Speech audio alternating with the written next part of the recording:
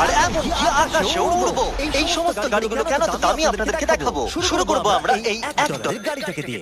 এটা তো পুরো একটা জঞ্জাল। আপনি কেন এটাকে $1 বিক্রি করে দিচ্ছেন? তুমি দেখতেই পাচ্ছ এটা কোনো কাজের নয়।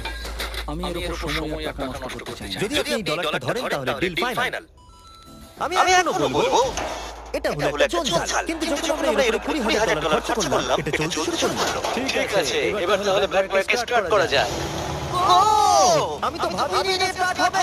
এই গাড়িটা চলছে কিভাবে? কত ধোঁয়া বেরোচ্ছে! এটা তো পাগলামি!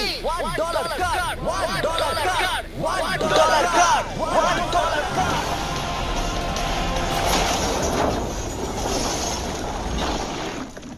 ঠিক আছে, তাহলে এটা হলো $1 কার। ভাগ্যিস আমি ওতে বসেছিলাম না। $100,000 কারটাকে নিয়ে এসো। এটা নিজে নিজে চলতে পারে। মজা করছি না, এর ভেতরে কিন্তু কেউ নেই, তাও এটা দিব্যি চলছে। দেখা যাক 100 গাড়িতে কি আছে। গাড়িটার ভেতরে তো অনেক জায়গা আছে। পৃথিবীতে অল্প কিছু